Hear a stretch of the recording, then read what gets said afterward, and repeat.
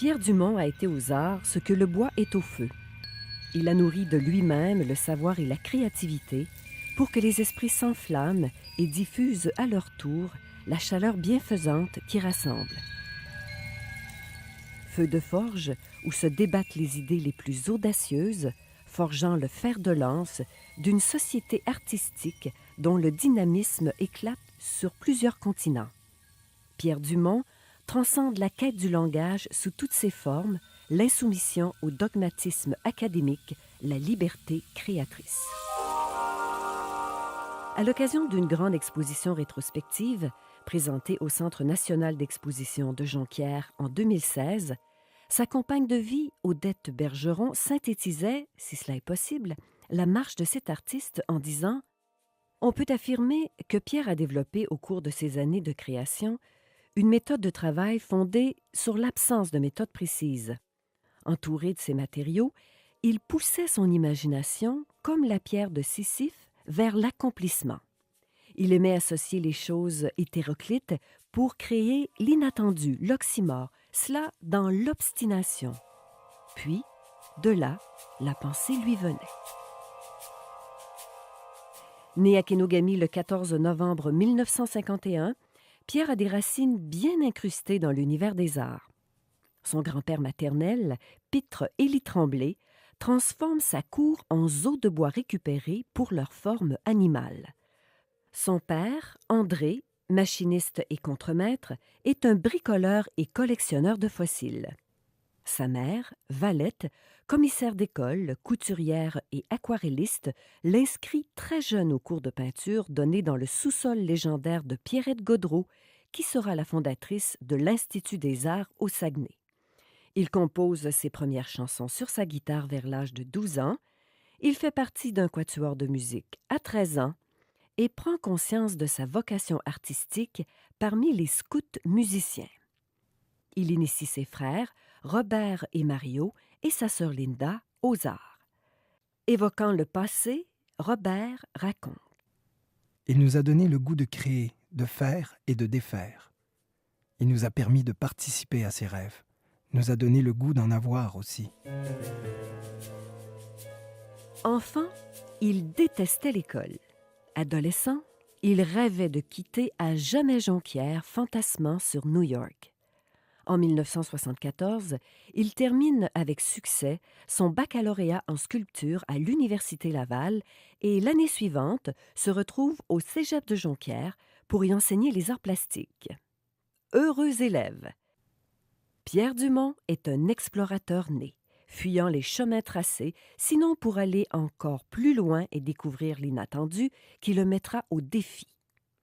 Entendre le silence des pierres, extraire de la forme première une vision cachée, oser un son méconnu pour trouver de nouvelles harmonies, tout cela anime l'artiste qui enseigne avec le sentiment qu'il apprend de ses élèves. J'aime le milieu de l'enseignement. J'aime le travail d'atelier et les jeunes me passionnent. Avec eux, je ne ressens pas l'angoisse du tableau blanc. Ils nous obligent à l'authenticité. Ils nous font voir que l'on connaît le langage, mais pas le sens du langage. Le collège et son atelier du lac Kenogami sont lieux de communication et de création. Mais la fougue de Pierre Dumont explose tout autour de lui.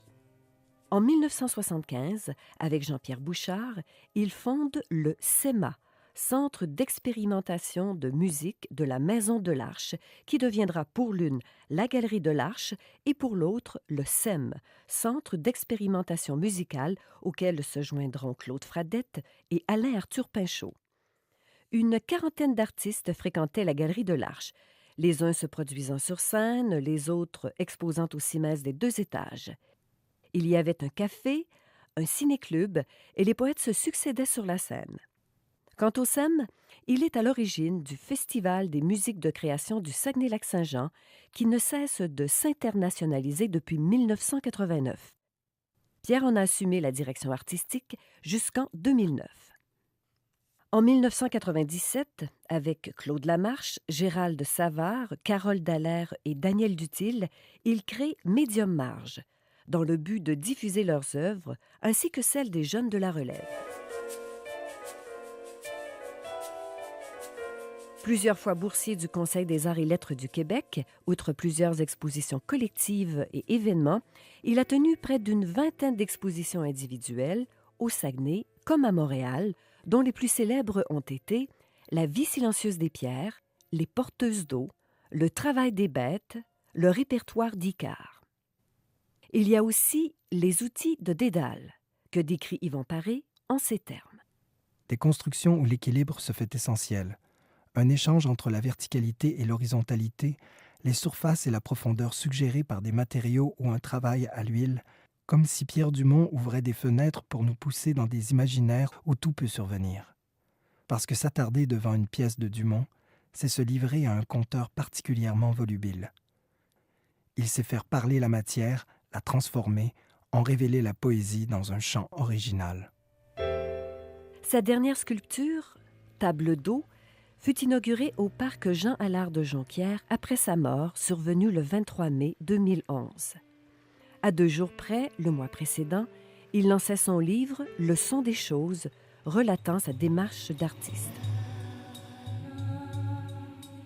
Membre actif et administrateur du Café-Théâtre Côté-Cour, ainsi que de la Maison d'animation sociale et culturelle de Jonquière pendant un temps, Pierre Dumont a participé aux tables disciplinaires du Conseil régional de la culture, à l'élaboration de la politique du développement culturel de la ville de Jonquière et à la mise en place du Conseil des arts de la ville de Saguenay. Un engagement et une contribution artistique qu'ont honoré le Conseil des arts et lettres du Québec en lui remettant, en 2010, le prix de la création artistique pour la région du Saguenay-Lac-Saint-Jean, ainsi que le Conseil régional de la culture avec le prix Contribution 2012. Le nombre de performances musicales et d'événements multidisciplinaires auxquels il a participé témoigne de sa polyvalence et de son talent, sans oublier ses créations musicales et ses bandes sonores pour la danse, le théâtre et le cinéma. Il aime les instruments ethniques et travaille pendant 7 ans avec Ganesh Anandan, musicien indien. Plus attiré par Ray Charles, le gospel, Ravi Shankar ou Léo Ferré que le rock américain, il fabrique ses propres instruments. Artiste doué, raffiné, il a extrait de la matière les plus subtils langages et transmis au son les vibrations qui l'animaient. Pour de nombreuses œuvres, il utilisait les rebuts naturels, voulant donner une 3e vie aux objets morts, leur conférant en quelque sorte leur immortalité. Conjurer la finalité, survivre à la mort. Ce soir, à l'égard de ce géant, c'est bien cela que nous voulons réussir. Mesdames et messieurs, en ce 3 juin 2017, Pierre Dumont, artiste multidisciplinaire, cofondateur du Centre d'expérimentation musicale, grand rassembleur et transmetteur du savoir artistique, est reçu à titre posthume membre de l'Ordre du Bleuet.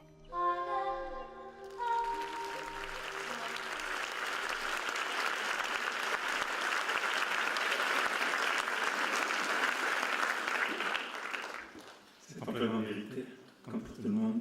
Nous invitons la compagne de Pierre Dumont, Mme Odette Bergeron, qui la représente ce soir, à monter sur scène, et M. Gatien-Moison, membre de l'Ordre du Bleuet, à venir lui remettre son certificat d'honneur.